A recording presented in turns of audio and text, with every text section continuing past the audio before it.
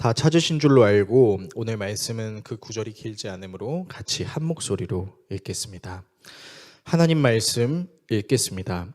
사람들이 예수께서 만져주심을 바라고 자기 어린 아기를 데리고 오매 제자들이 보고 꾸짖거늘 예수께서 그 어린 아이들을 불러 가까이 하시고 이르시되 어린 아이들이 내게 오는 것을 용납하고 금하지 말라. 하나님의 나라가 이런 자의 것이니라. 내가 진실로 너희에게 이르노니 누구든지 하나님의 나라를 어린아이와 같이 받아들이지 않는 자는 결단코 거기 들어가지 못하리라 하시니라. 아멘. 오늘 여러분과 함께 예수님의 일생 119번째 시간 하나님 나라와 어린아이라는 주제로 하나님 말씀 나누도록 하겠습니다. 보기만 해도 미소를 짓게 하는 존재가 있다는 걸 아십니까? 그 존재가 어떤 행동을 하더라도 사랑스럽게 보이는 신기함이 있다는 것을 아시나요? 오늘 우리 교회에도 그런 존재가 방문했습니다. 이따가 우리 성도들에게 소개하고 기도하는 시간을 가질 텐데 오늘 우리 김동훈 성도님, 김수미 성도님 가정의 둘째 우진이가 교회를 방문했죠. 교회 오시면서 보신 분도 계시겠지만 아기를 보면 참 기분이 좋습니다. 그냥 아기가 웅크리고 있는 것도 그냥 보면 미소가 띄어지고 아이가 심지어 울어도 우리는 웃어요. 우리가 사이코패스라서 웃는 것이 아니라 그 의미가 어떤 것인지를 잘 아니까 웃는 거죠. 아직 아무것도 모르는 순수함 그 자체로 느껴지는 아기의 모습은 우리로 하여금 그 아기가 무엇을 하든지 다 받아주고 싶은 넉넉함을 일으키게 만드는 것이죠. 그래서 아기가 있는 곳은 어디든 분위기가 환해지고 좀 강팍하고 우울한 사람들의 마음도 한결 포근하게 느껴지기도 합니다. 예수님도 그러셨던 것 같아요. 오늘 본문을 보면 어린 아이들이 예수님께 다가오는 것을 막지 말 것을, 하나님의 나라가 이런 아기들과 어린 아이들의 것이라고 예수님께서 말씀하고 계시죠. 이 세상에 사는 사람들도 아기와 어린 아이들에게 정말 한없이 관대하며 또 하물며 하나님의 아들이신 예수님은 더 관대하시지 않겠습니까? 또한 연약함과 악함이 가득한 이 세상을 살고 있는 우리에게 마치 아기와 어린아이와 같은 순수한 마음의 회복을 추구할 뿐만 아니라 하나님을 향한 순전한 마음을 가지고 이 세상에서 하나님 나라의 확장을 꿈꾸는 것 역시 예수님께서 우리에게 원하시지 않겠습니까? 그래서 어쩌면 우리가 읽은 이 본문은 마치 찌든 때가 배겨있는 식기에 강력한 세정제를 부어서 순백의 식기가 만들어질 수 있는 것처럼 인생의 찌든 때를 벗기시는 예수님의 은혜를 통해 우리가 좀 순수한 마음으로 하나님께 나아가자라고 말하는 것처럼 느껴집니다. 이와 같은 메시지를 아마 여러분들은 적어도 이 본문을 통해서 한 번 이상은 들어보셨을 겁니다. 물론 오늘 본문을 통해서 때때로 우리가 아기와 어린 아이들과 같은 순수함을 가져야 된다라는 의미도 분명 있죠. 그런데 오늘 저는 조금은 다른 차원으로 이 말씀을 여러분과 함께 묵상하고 싶다고 말씀드리고 싶습니다. 최근 여러분과 함께 계속해서 묵상하는 주일 말씀은 누가복음 18장입니다. 누가복음 18장의 첫 구절은 이렇게 시작되죠. 예수께서 그들에게 항상 기도하고 낙심하지 말아야 할 것을 가르치신다라는 말이죠. 예수님의 이 말씀은 항상 기도하는 삶을 살아도 낙심할 수 있는 일이 우리의 삶에 있을 수 있고 그런 일을 겪을 수 있는 우리를 위로하고 격려하시는 말씀입니다. 불의한 재판관이 계속해서 불의를 저지르더라도 끊임없이 권리를 찾아달라고 말하던 과부의 모습, 세리라는 직업이 악한 일을 자행하는 것임에도 불구하고 그것을 쉽게 놓지 못해서 하나님 앞에서 가슴을 치며 타는 심정으로 저는 죄인입니다, 불쌍히 여겨주세요 라고 말하는 그 세리의 모습들은 그리스도인으로 하여금 이 세상을 살아가면서 낙심할 수 있는 우리의 모습을 마치 대변이라도 하는 것 같은 느낌이 드는 것이죠. 그리고 오늘 저는 하나님 나라와 어린아이라는 이 내용을 역시 항상 기도하되 낙심하지 말아야 한다라는 예수님의 가르침과 연관이 있다는 것을 토대로 하나님의 말씀을 증거하려고 합니다. 단순히 이 세상에서 순수함을 잃지 말아야 한다라는 차원을 넘어서서 과연 이 말씀이 우리가 낙심하지 말고 기도해야 할 수 있는 이유가 된다라는 것을 함께 나누고 기도하려고 합니다. 비록 짧은 세 구절에 불과한 이 말씀들을 통해 우리가 어떻게 낙심하지 않고 기도할 수 있는지에 대해 살펴보겠습니다. 본문을 통해 다음의 내용을 살펴보려고 하는데요. 먼저 사람들이 아기를 데려온 이유에 대해 살펴보겠습니다. 그리고 그들을 꾸짖는 제자들에 대해 살펴보겠습니다. 마지막으로 어린아이를 받아들이는 하나님 나라에 대해 살펴보겠습니다. 사람들이 아기를 데려온 이유, 그들을 꾸짖는 제자들, 어린아이를 받아들이는 하나님의 나라, 이 내용들을 살펴보고 기도하겠습니다. 첫 번째, 사람들이 아기를 데려온 이유입니다. 변함없이 늘 그래왔던 것처럼 하나님 나라의 복음을 증거하고 계신 예수님을 향해 여러 사람들이 찾아옵니다. 여러분이 잘 알고 계신 것처럼 예수님을 찾는 사람들의 부류는 다음과 같았죠. 복음을 정말로 알고 싶어하는 사람들도 있었고, 예수님을 통해 병고침을 받거나 문제 해결을 받기를 원하는 사람들, 그리고 정말로 이 예수님이 구약 성경이 예언하고 있는 메시아인지를 확인하고 싶은 사람들이죠. 그리고 오늘 본문에는 자신의 어린 아기를 데리고 오는 사람들도 있었습니다. 여기서 어린 아기, 15절에 등장하는 이 아기는요, 아동기에 있는 아이를 말하는 것이 아닙니다. 영유아기에 있는 아이들을 말하는 것입니다. 오늘 교회를 방문한 우진이처럼 태어난 지 100일도 안 된 그런 아이도 포함되는 것이죠. 그러니까 태어난 지 얼마 안 된 젖을 떼지 못한 아기와도 같다라고 할 수 있을 것입니다. 자, 그렇다면 이 사람들이 왜 예수님께 이런 갓난아기를 데리고 온 것일까요? 여러 가지 이유가 있을 수 있겠지만 대체적으로 크게 두 가지 이유를 말씀드릴 수 있을 것 같습니다. 먼저 첫 번째는요, 당시 유대 사회에서는 하나님의 말씀을 가르치는 랍비들, 오늘날로 치면 이제 저 같은 목회자가 될 수 있겠죠. 그 랍비들에게 축복의 행위를 상징하는 안수를 받는 문화가 있었습니다. 그러니까 자기들이 존경하는 그 랍비한테 가서 랍비시여, 저희들에게 아이가 태어났습니다 하고 아기를 데리고 오면 그 아기의 머리에 손을 얹는 안수를 하면서 이 아기에게 하나님의 평강이, 하나님의 은혜가 충만하기를 기도합니다. 이렇게 기도하는 거죠. 그래서 사람들이 자기들의 아기를 데려다가 예수님을 훌륭한 랍비라고 생각을 하면서 안수를 받고 싶었던 것일 수도 있는 것이죠. 오늘날 교회가 예배 중에 교회에서 처음 나오게 된 신생 아기들을, 영유아기에 있는 아기들을 목회자에게로 데려다가 목회자가 아이를 위해서 기도하는 이 문화는요, 사실 교회에서 만든 문화가 아니라 이 유대 사회에서부터 비롯된 문화라는 것을 여러분은 아실 필요가 있습니다. 두 번째는 당시 예수님을 찾았던 수많은 사람들이 예수님의 만지심을 굉장히 원했다라는 겁니다. 그러니까 신기하죠. 예수님의 터치를 원했던 거예요. 왜 그랬을까요? 실제로 누가가 기록한 이 예수님의 행적들을 살펴보면 수많은 사람들이 예수님을 진짜로 만지려고 했다는 것을 알 수 있는데요. 화면을 통해서 좀 보겠습니다. 여러분, 어떤 구절들이 있냐면요, 예수께서 손을 내밀어 그에게 대시니 이르시되 내가 원하노니 깨끗함을 받으라 하신데 나병이 곧 떠나니라. 자, 나병 환자의 몸에 예수님이 손을 대니까 나았죠. 온 무리가 예수를 어떻게 하려고요? 만지려고. 여기서 만지려고는 영적 의미를 갖고 있는 게 아니라 진짜 터치를 의미합니다. 그러니까 여러분, 좀 예수님이 어떤 차원에서는 좀 소름이 돋았을 수도 있어요. 생각해보세요. 예수님 한 번만 만지게 해주세요. 막 이렇게 다가온다고 생각을 해보십시오.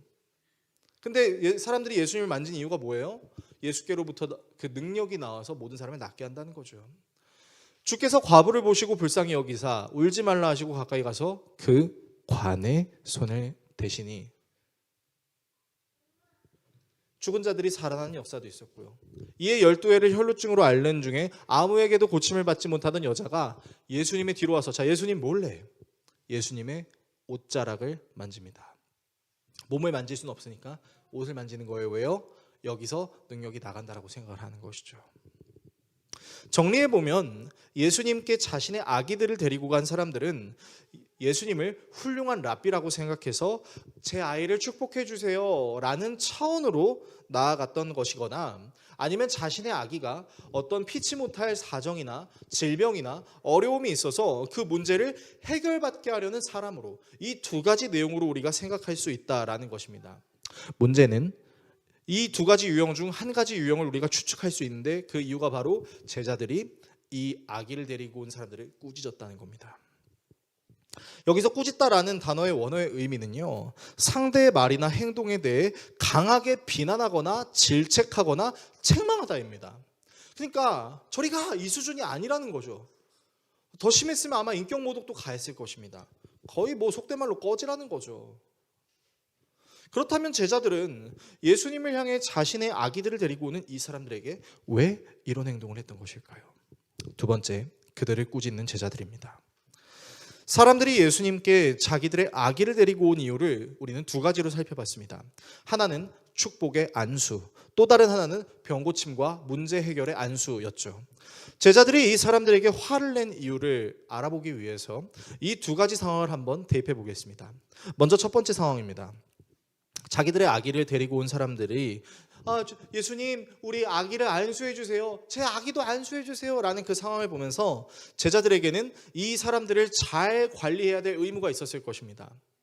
예수님께 수많은 사람들이 접근하면 정작 예수님이 하셔야 될 사역을 못할 수도 있잖아요.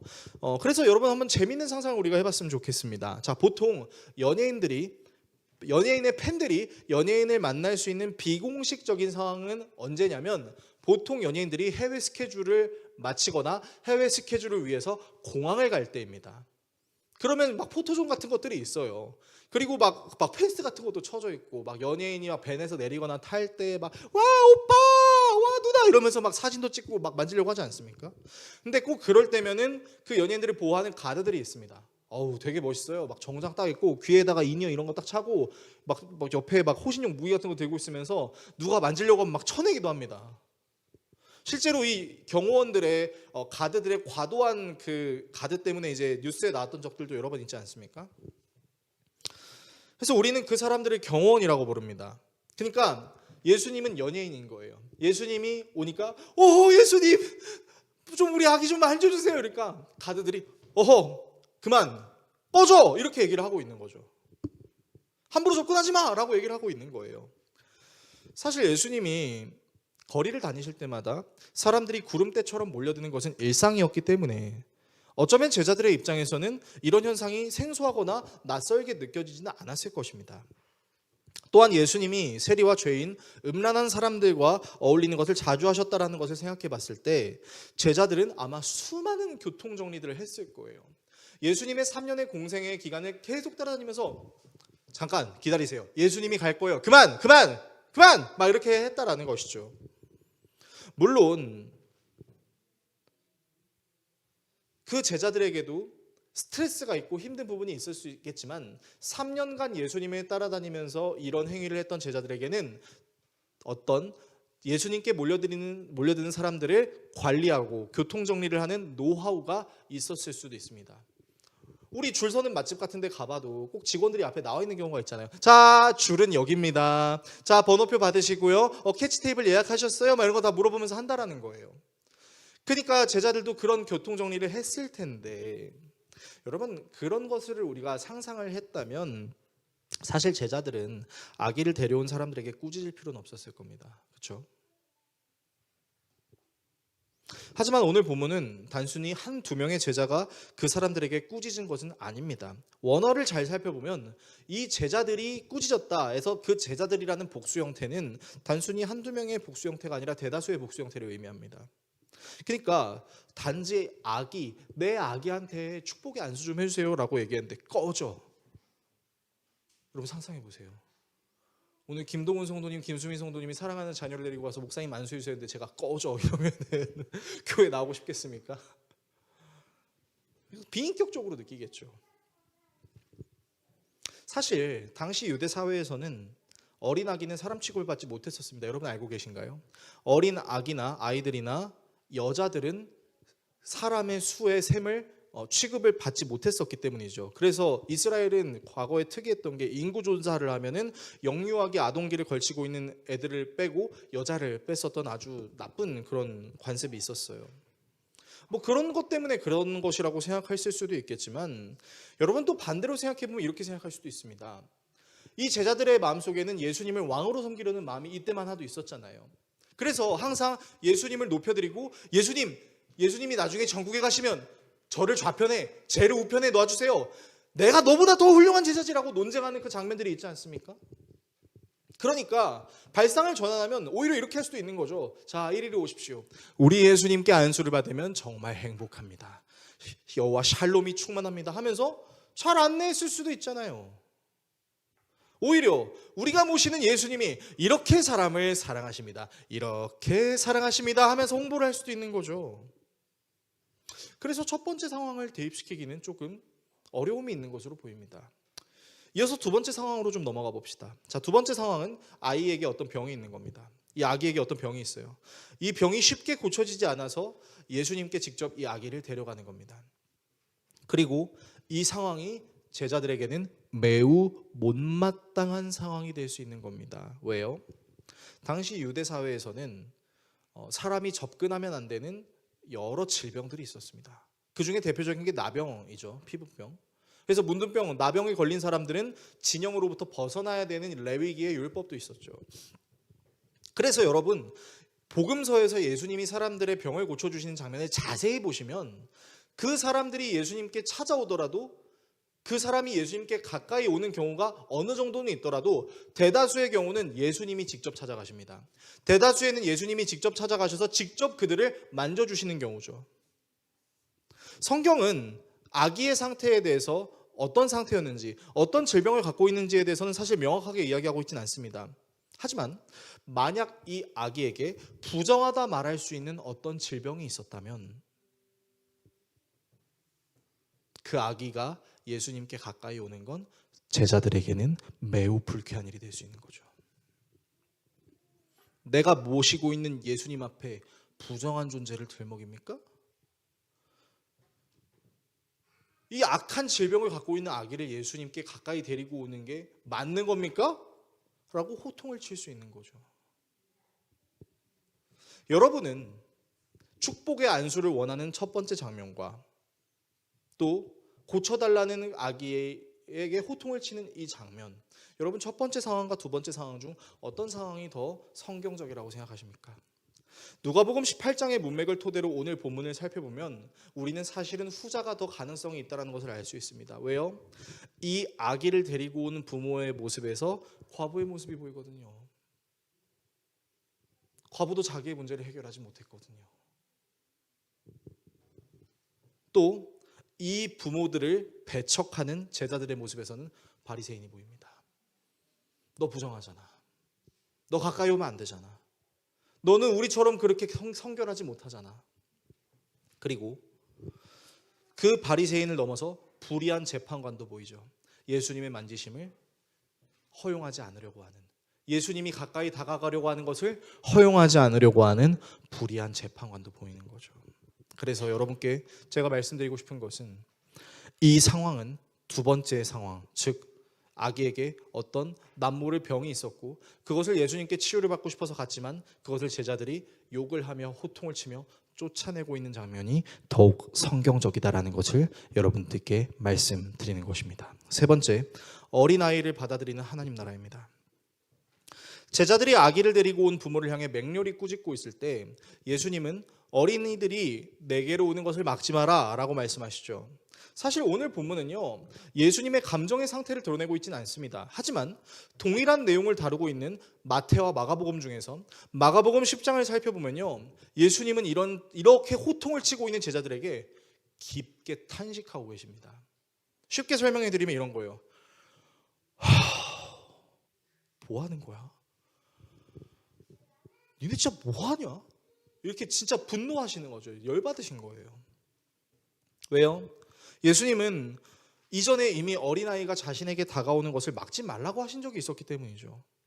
게다가 이미 예수님께서 숱하게 병든 사람들을 고쳐오신 것을 이들은 경험을 했습니다. 제자들이 계속해서 봤어요. 예수님이 직접 만져주시고, 심지어 여러분들이 알고 계신 사건, 수가성 사마리아 여인, 남들은, 유대인들은 사마리아를 돌아서 예루살렘으로 가는데 예수님은 사마리아를 통과하셨잖아요. 예수님은 그 사람들을 만나는 것을 어려워하지 않으셨다고요.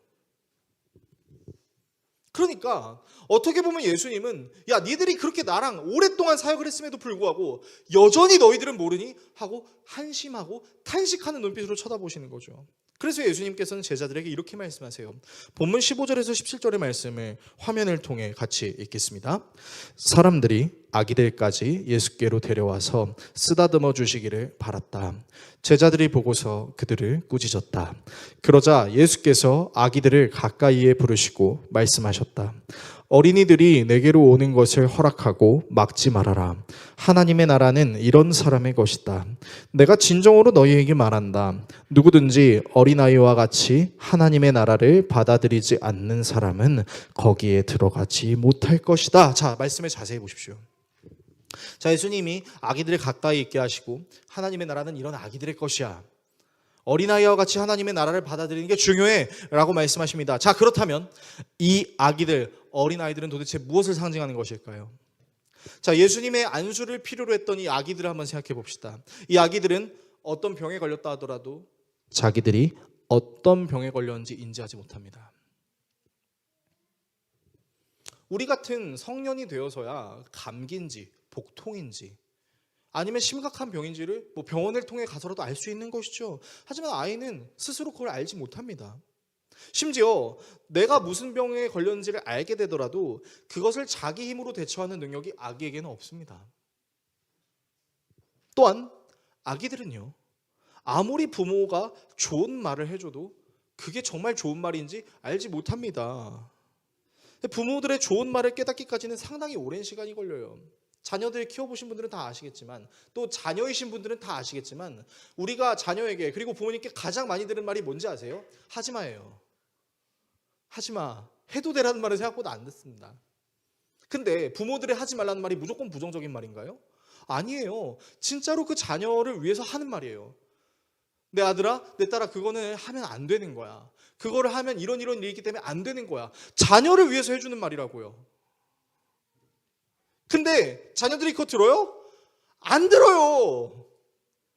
좀 머리가 크면 어떻게 하는지 아세요? 엄마 아빠가 없는 자리에서 해요. 저에게 제가 고등부 이제 사역을 했을 때 꼭 상담을 하러 오는 부모님들이 있었습니다. 그럼 부모님들이 이렇게 얘기해요. 전도사 시절인데, 전도사님, 저희 애가 담배를 피워요. 엄마 울어요. 그러면 제가 할 말이 없어요. 당장 몽둥이를 드셔서 짐승 복날에 잡듯이 개 패듯이 패신 다음에 정말 이제 잘못했다고 싹싹 빌면 그때 용서해 주시고 각서를 적으세요. 하면 개가 안 필 것 같습니까? 아니요. 안 보이는 데서 다 합니다. 그리고 집에 들어갈 때 철저히 그 냄새를 숨기겠죠. 여러분들 다 그러셨잖아요. 안 그러셨어요? 여러분들 다 그러셨잖아요. 여러분들 다 부모님 말씀 잘 듣는 사람들이었습니까? 물론 잘 듣시는 분도 계셨겠지만 말로 한다고 다 안 들어요. 심지어 커도 안 들어요. 크면 더 안 듣죠. 이제 자아가 생겨서, 이성이 생겨서 더 안 들어요. 그거는 나중에 언제 깨닫느냐, 그게 진짜 나쁘다는 걸 꼭 어른이 돼서 자기가 겪어보고서야, 또 어디 신체가 좀 아프고 나서야 그때 엄마 아빠가 나한테 그랬던 말이 사실이었군, 이렇게 생각해요. 여러분, 이게 닌겐이에요. 인간이란 말입니다. 자, 또한 아기들은 자신이 생각하고 있는 것들을 행동으로 옮기는 게 쉽지 않습니다. 여러분, 아기들의 특징이 뭔지 아세요? 그러니까 영유아기에 있는 아기들은요, 딱 한 모습만 보여요. 두 가지.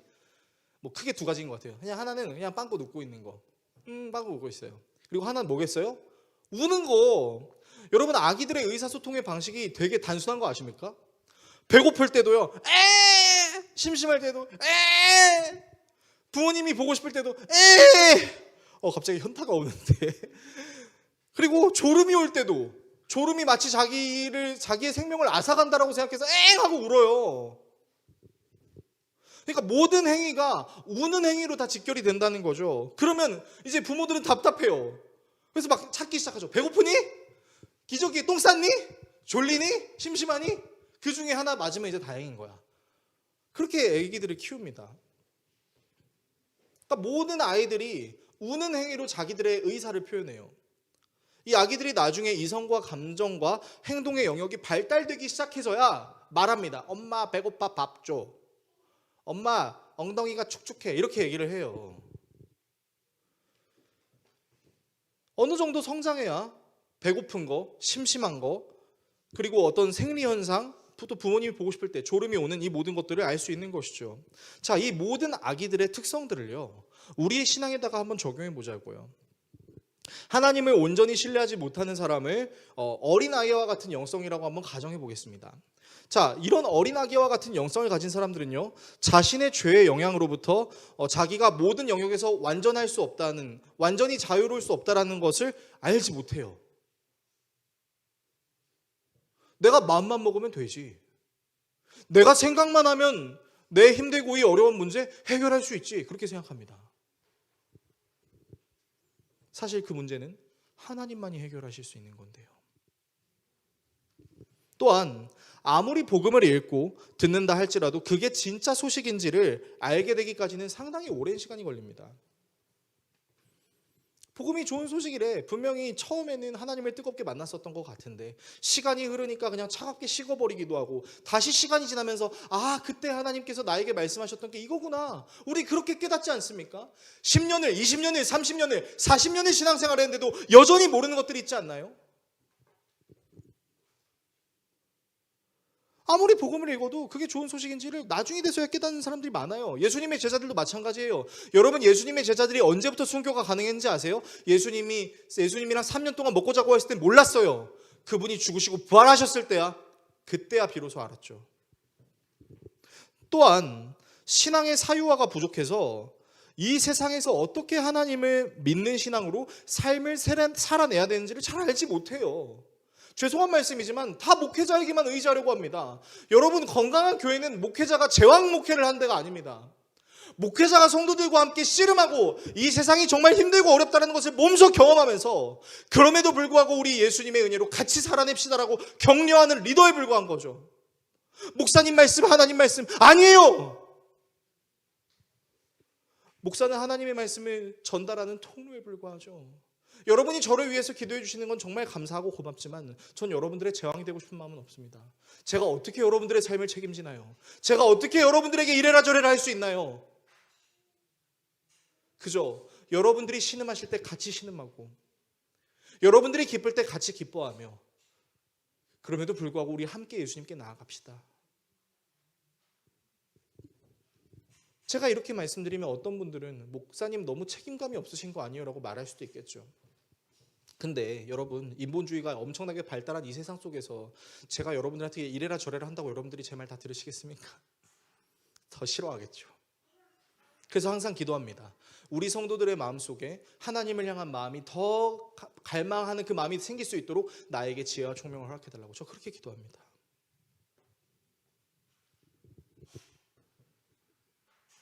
그래서요, 여러분, 우리는 지금도 계속해서 고민해요. 오늘 내가 한 이 예배를 어떻게 이 삶에서 내가 적용해야 되는지 고민해야 돼요. 마치 학원가에 가가지고 월 15만 원 주면서 우리 애 영어 잘 가르쳐 주세요 하면은 15만 원어치 영어를 가르쳐 주는 형식으로 이 교회에 와서 목사님 제가 교회에서 헌금했고 제가 교회에서 봉사활동하니까 제 신앙을 발달시켜 주세요라고 생각하셨다면 여러분, 죄송하지만 교회는 그런 곳이 아닙니다. 교회는 함께 고민하는 데입니다. 내 신앙을 내가 어떻게 이 삶에서 적용해야 되는지 목사와 성도와 목회자들과 함께 나누는 거죠.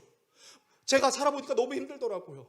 제가 어떻게 신앙생활을 해야 되는지 잘 모르겠는데 어떻게 해야 될까요? 서로의 의견을 나누고 진심으로 그 사람의 손을 붙잡고 기도해주는, 그게 교회죠. 단지 이게 너무 어렵고 이게 너무 힘드니까 그냥 교회에 와서까지 이런 심각한 고민하고 싶지 않으니까 위로만 받고 싶고 마음의 평안함만 누리고 싶고, 그런 사람들이 너무나 많을 수도 있다는 것이 오늘날 우리가 겪고 있는 어려움이라는 것이죠. 그래서 여러분, 영적 성장이 더딥니다. 그리고 우리는 영적으로 잠을 자기도 합니다. 하나님, 이번 주 저 너무 힘들었어요. 이번 주 주일은 내가 하나님을 위한 시간을 내고 싶지 않아요. 하나님, 교회 활동도 적당히 하고 싶어요. 제가 제 마음의 편안한 수준으로만 하고 싶어요. 주기도문을 공부하신 분들은 3,000원짜리 하나님이라는 시를 저와 함께 읽었던 것을 다 기억하실 겁니다. 그리고 그 주기도문의 강의에 있었던 3,000원짜리 하나님의 대다수의 사람들이 공감했다는 것을 저는 알고 있습니다. 나는 3,000원짜리 하나님만 기대하는 거죠. 하나님 저한테 3,000만 원을 요구하지는 마세요. 하나님 저한테 3억을 30억을 요구하지는 마세요. 난 하나님께 3,000만 원만 할래요. 3,000원만 할래요. 그래놓고 정작 내가 힘들 땐 3,000만 원짜리 하나님을 구하죠. 아니요, 3,000억짜리 하나님도 구하기도 하죠. 하나님께 무리하지 않아요. 세상을 살면서는 이 세상에서 내가 누려야 하는 것들에 대해서는 그렇게 우리가 잠을 깎아가면서도 힘들어하면서 무리를 하지만 정작 하나님께 무리하지 않습니다. 왜요? 내가 영적으로 잠자고 있으니까요. 그래서 여러분 바리새인들이 이걸 어떻게 해결하려고 했는지 아세요? 자기들의 행위로 해결하려고 했습니다. 하나님 나라에 들어가는 방법, 그래, 율법을 100% 지키는 것이지. 어떻게 하면 내가 율법을 100% 지킬 수 있을까? 그래, 이 율법을 적용해서 이런 법칙을 만들자. 내가 지금 앞에서 기르고 있는 이 상추의 10분의 1도 하나님께 드리는 것이야말로 진정한 10분의 1을 드리는 거지. 이것이야말로 하나님의 율법을 내가 100% 완성하는 것이지. 그리고 그들의 율법 행위는 남들을 정죄하는 수단으로 전락해버렸습니다. 하나님, 저는 제가 이 밭에서 키우는 10분의 1의 상추도 주님께 드리지만 저기 저 세리 자식은 지가 하는 행동이 나쁜 것인지 알면서도 그만두지 않습니다. 저는 저 세리와 같지 않음에 감사합니다. 바리새인들은 하나님의 율법을 지킨다고 말하면서 그 안에 끝나지 않을 것 같은 맹렬한 분노가 있었습니다. 그리고 그 맹렬한 분노는 사람들을 정죄하는 수단이 되었죠. 그리고 그것에 더 나아가서는 불의한 재판관이 되어버리죠. 기도해 주세요. 귀찮아. 기도해 주세요. 고민해 주세요. 귀찮다고. 저 바쁘니까 다른 사람 알아보세요.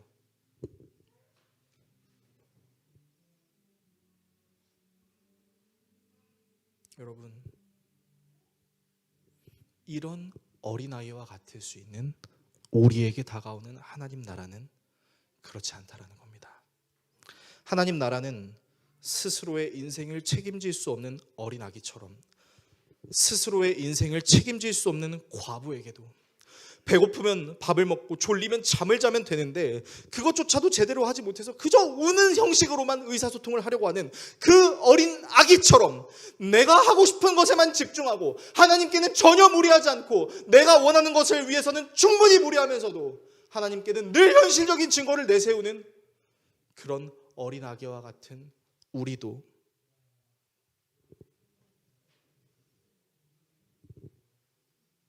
자기가 하고 있는 것이 악하고 버려야 한다는 것을 알고 있음에도 버리지 못하고 괴로워하는 세리처럼 어린 아기와 같은 우리들 자신, 울고 있는 우리 자신조차도 사랑으로 품으시기 위해 여전히 우는 방법으로 하나님께 떼를 쓰는 것 외에는 아무것도 제대로 할 수 없는 연약하고 악한 우리의 죄와 사망의 문제를 해결하시기 위해 오신 분이 예수 그리스도라는 것이죠. 그래서 그분의 오심으로 하나님 나라는 시작되었고 그분의 다시 오심으로 하나님의 나라는 완성이 되는 이 과정 속에서 우리가 알아야 하는 것은 우리는 여전히 하나님 앞에서 어린아이와 같지만 그런 우리에게 너른 품으로 다가와 주시는 하나님 나라는 지금도 현재 진행 중이다라는 것을 예수님께서 우리에게 말씀하고 계신다는 것입니다. 설교를 정리하겠습니다. 사랑하는 성도 여러분, 오늘 본문은요 우리에게 어린아이처럼 되라 라고 말하고 있는 것은 저는 아니라고 생각합니다. 만약에 하나님께서 저한테 그렇게 재성아 어린아이가 돼 라고 말씀하시면 전 좀 이렇게 해도 대답할 수 있을 것 같아요. 어른 되면 안 돼요? 어른은 하나님 나라 못 가요? 여러분, 그럼 우리 너무 슬프지 않아요? 우리 다 어른이잖아, 안 그래요? 근데 여기 다 하나님 나라 못 간대. 저기 누워있는 우진이랑 서진이랑 서윤이만 갈 수 있대. 그럼 여러분 억울해서 하나님 나라 가고 싶으시겠어요? 아니잖아요. 너무 유치한 비유인가요? 아니, 우리 한번 생각해 보자고요. 아니, 이 말씀이 정말로 어린아이와 같아라고만 말한다면 여기에서 천국 갈 수 있는 사람이 누가 있겠어요? 그러니까 우리는 이 말씀을 이렇게만 바라봐서는 안 되는 것 같아요. 사실 이 본문은 우리에게 어린아이가 되라라고 말하는 것이라기보다는 구원에 있어서 우리는 어린아이와 같이 아무런 자격과 조건이 없지만 그런 우리를 받아주시는 은혜가 바로 하나님 나라라는 것을 주님께서 말해주고 있다는 것이죠. 그래서 오늘 본문은 우리에게 어린아이가 상징하는 것이 무엇인지, 어린아이를 구원하시는 하나님의 은혜가 무엇인지를 생각해 보라고 우리에게 말해주는 것이죠. 왜요? 낙심하지 않고 기도해야 되니까. 여전히 이 세상에서 우리가 낙심할 수 있는 요소들이 너무나 많으니까. 아까 우리는 찬양했어요. 주의 사랑을, 주의 선하심을. 개인적으로 설교를 준비하면서 이 찬양이 막 떠오르더라고요. 바쁘다는 이유로 생각을 잘 안 해봤던 것 같아요. 심지어 저는 하나님의 일을 한다라는 이유가 바쁘다라는 이유 때문에 하나님의 생각을 잘 못하는 거죠. 되게 웃기지 않습니까? 하나님을 잘 증거해야 되는 사람이 하나님 공부하고 하나님 그 전해야 되는 내용을 요약하느라 하나님을 생각을 못해요. 여러분, 이게 인간의 연약함인 것 같아요. 잠시 타이핑을 멈춰놓고 새벽에 다 자고 있는 시간에 찬양을 틀고 눈을 감았습니다. 주의 사랑을, 주의 선하심을 생각해보라. 하면서 하나님, 오늘도 저는 죄인입니다. 하나님, 제가 오늘 설교를 어떻게 해야 될지 잘 모르겠는데 하나님 도와주세요. 그냥 우리 성도들이 제가 무슨 소리를 하더라도 하나님께서 이렇게 해주시는 말씀이구나라고 들을 수 있게 해주세요. 제가 죄송해요 하나님, 개떡같이 말해도 우리 성도들이 찰떡같이 들을 수 있게 해주세요. 저 그렇게 기도했어요. 타이핑하다 말고 에라 모르겠다. 굉장히 무책임한 목사처럼 보이십니까? 근데 저한테는 좀 그게 필요했어요. 어떻게 하면 설교들에게 더 좋은 양질의 말씀을 증거할 수 있을까? 몇 시간을, 수십 시간을 여러 가지 주석들과 여러 가지 책들을 살펴보고 삶에 빗대어 보면서 어느 순간 저 또한 바리새인이 되고 있더라고요. 내가 이 본문을 이렇게 주해하고 이렇게 설교해야 우리 성도들이 똑바로 듣지. 진짜 교회 역할을 하는 거지. 엄청 교만하죠. 여러분, 저 위해서 진짜 기도 많이 해주셔야 돼요. 여러분, 제가 여러분들에게 편법을 위해서 기도해달라고 얘기하는 게 아니라 제가 정말 진심으로 하나님을 사랑하는 마음으로 여러분들에게 하나님의 말씀을 증거할 수 있게 해달라고 기도해 주셔야 됩니다. 그래서 저는 이 찬양의 마지막 문장이 참 마음에 들었어요. 내 영혼의 모든 소원을 만족시키는 하나님. 생각해보면 제 소원은 그거였거든요. 나 하나님 사랑을 당연하지 않게 여기고 하나님 사랑을 기뻐하는 삶을 살 수 있게 해달라고. 근데 저만 이런 기도 제목 갖고 있나요? 아니죠. 여러분도 다 갖고 있잖아요. 여러분들의 영혼의 소원이 뭡니까? 똑같잖아요, 저랑. 이 땅에서 하나님 나라를 살아내고 하나님 이름 높여드리는 모습이요. 우리는 어린아이와 같아서요, 하나님의 사랑을 자주 망각합니다. 그러나 그런 우리를 끝까지 품으시는 아버지의 사랑은 사랑의 샘이 넘쳐흐르는 왕국과도 같습니다. 그리고 이 하나님 왕국이라는 나라로 예수님은 우리를 초대하십니다. 여러분, 그분의 초대하심을 받아 우리가 예수님께 가까이 갔으면 좋겠어요. 우리는 여전히 어린아이 같아도 그런 어린아이를 달래고 어루만지시면서 자기의 품으로 안으시는 그 예수 그리스도를 우리가 알아갑시다.